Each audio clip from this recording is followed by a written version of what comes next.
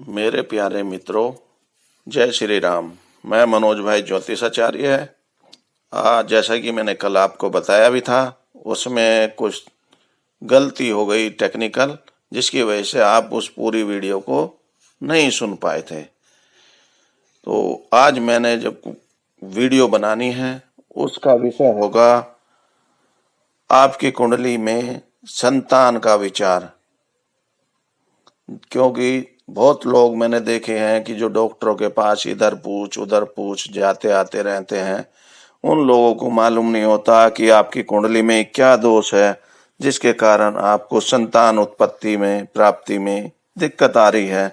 तो उनका स्थिति क्लियर करने के लिए मेरे मन में विचार आया कि क्यों ना मैं आज फिर एक वीडियो इसी संबंध में बनाऊं कि संतान उत्पत्ति में क्यों दिक्कत आती है, कुंडली में ऐसा दुर्योग है जिसके कारण ऐसी स्थिति बनती है, ताकि आप सावधानी रख सकें और अपना जीवनचर्या सही तरीके से चलाते हुए संतान उत्पत्ति में आपको सहायता मिल सके। जो गलत योग बने हैं उनको काट ढूंढ सकें, और उनका उपाय भी मैं बताऊंगा बाद में आपको। तो मैं स्टार्ट करता हूँ संतान उत्पत्ति के बारे में। तो संतान का विचार करते समय, संतान संबंधी विचार करते समय जब कुंडली के 5वें भाव से मुख्यतः किया जाता है, कई विद्वानों का भी मत है और मेरा खुद का भी मत है कि पुरुष की जन्म कुंडली के 5वें भाव से तथा स्त्री की जन्म कुंडली के 4थे भाव से यह विचार किया जाना चाहिए। मुख्यतः 5वें भाव की स्थिति, 5वें भाव के स्वामी ग्रह की स्थिति, शुभ स्थिति तथा इनका लगन अथवा लगने से संबंध और इन पर पड़ते शुभ प्रभाव संतान की प्राप्ति एवं संतान सुख की प्रकट करते हैं। यदि 5वें भाव के स्वामी की स्थिति ठीक नहीं है तथा इस पर अशुभ प्रभाव है तो संतान पक्ष से उनको परेशानी होती है। अब मैं इसी का दूसरा सूत्र बताता हूं कि अगर चंद्र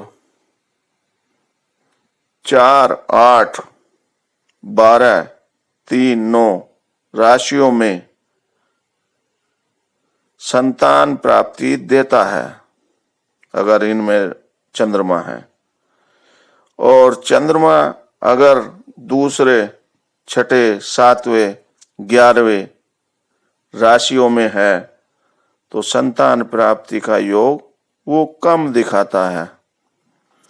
साथ ही चंद्रमा अगर पहले, 5वें और 10वीं राशि में है तो संतान प्राप्ति हेतु परेशानी देने वाला होता है। इसके अलावा यदि चंद्रमा 1, 5, 10 राशियों में से किसी में भी है, इस पर अगर शनि, मंगल, सूर्य तथा राहु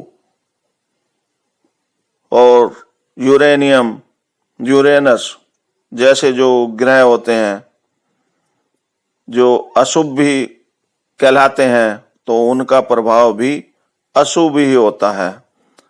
साथ ही संतान प्राप्ति की आशाएं भी बहुत कम हो जाती हैं।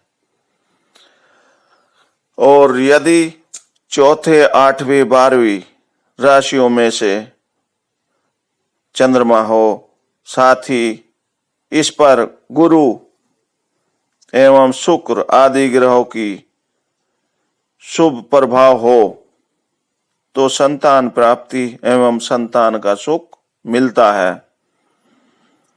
और चंद्रमा यदि जन्म कुंडली के प्रथम भाव में हो तो जातक तरस तरस कर प्राप्त हुई संतान होती है, जो बड़ी ही उसको कष्टों से मिलती है। और 5वें एवं 11वें भाव में अशुभ ग्रह संतान प्राप्ति में विघ्न डालने वाले होते हैं। चंद्रमा अगर 1, 10, 7 भावों में हो तो संतान प्राप्ति की उत्तम अवस्था होती है।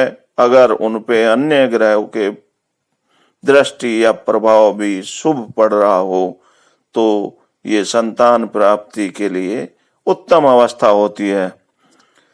यदि 12वें भाव का स्वामी स्त्री ग्रह चंद्र, शुक्र, जैसे कि चंद्रमा है, शुक्र है आदि हो एवं वह स्त्री राशि, यानी कि स्त्री राशि कौन सी हुई? दूसरी, चौथी, छठी, 8वीं, 12वीं और 10वीं, वह ऐसे ही भावों में हो तो पहली संतान लड़की होती है। और यदि 5वें भाव की स्थिति भी ऐसी ही हो तो पहली संतान लड़की होनी निश्चित होती है। ये भी आप नोट कर लें। यदि शनि, राहु, प्लेटो, नेपच्यून जो है बुरा, मंगल अशुभ मंगल जिसे बोलते हैं, और सूर्य एवं केतु, ये ग्रह में से कोई भी ग्रह 3, 4, 8, 9, 12 राशियों में हो और ये राशियां विशेषतः 5 या 11वें भाव में आ जाए तो संतान उत्पन्न तो होती है उनके, परंतु स्वास्थ्य की दृष्टि से क्षीण और कई बार मृत्यु को भी प्राप्त होती हैं वे। इसलिए अगर कोई योग ऐसा बनता है तो उसका ध्यान रखें और कुछ भी स्वास्थ्य में गड़बड़ी आए तो उसमें लापरवाही ना करें।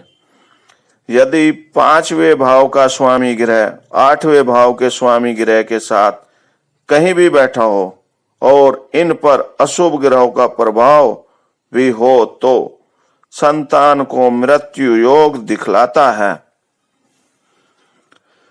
साथ ही यदि बुध एवं लग्न का स्वामी जो होता है ग्रह वो केंद्र में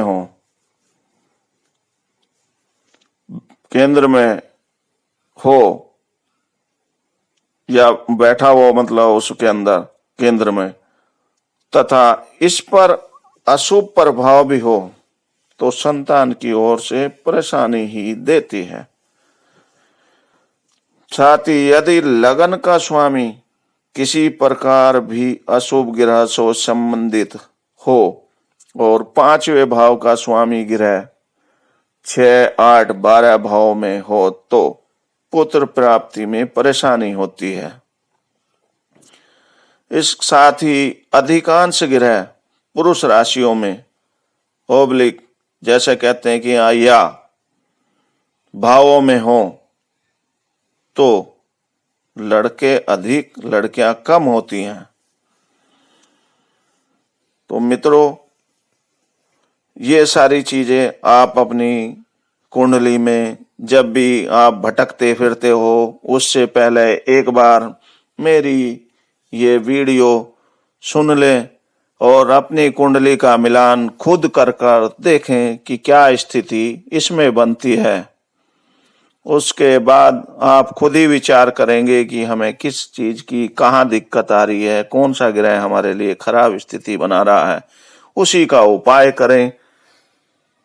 इसलिए मेरे मित्रों, मेरे दोस्तों, मेरी वीडियो लंबी ना हो उसी के लिए आज मैं केवल इतने ही आपको सूत्र बताऊंगा और कल मैं जो वीडियो बनाऊंगा उसमें भी कुछ सूत्र और उनके उपाय भी बताऊंगा कि कैसे संतान प्राप्ति में दिक्कत आ रही है तो उसमें हम क्या उपाय करें। तो मेरे दोस्तों, मित्रों, आप लोगों को मेरे हिसाब से जो मैंने ये सूत्र बताए थे, योग बताए थे, वो आपकी सभी समझ में आ गए होंगे। फिर भी अगर किसी को कोई दिक्कत परेशानी हो तो आपको मालूम ही है कि मेरा जो चैनल है यूट्यूब पर मनोज भाई ज्योतिषाचार्य के नाम से, आप उसके कमेंट बॉक्स में अपना कमेंट डालें और मैं उसको देखने के बाद आपको उसका सॉल्यूशन जरूर दूंगा। साथ ही आपसे विनती है कि अगर आपको मेरी वीडियो अच्छी लगी हो तो इसको लाइक और शेयर करें।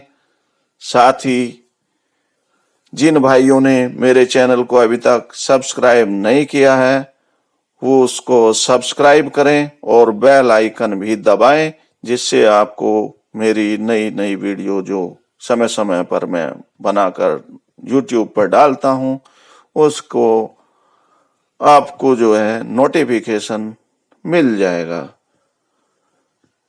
तो ये थी मेरी आज की वो वीडियो जो संतान उत्पत्ति में कौन से योग परेशानी करते हैं और क्या योग बनते हैं उसके बारे में।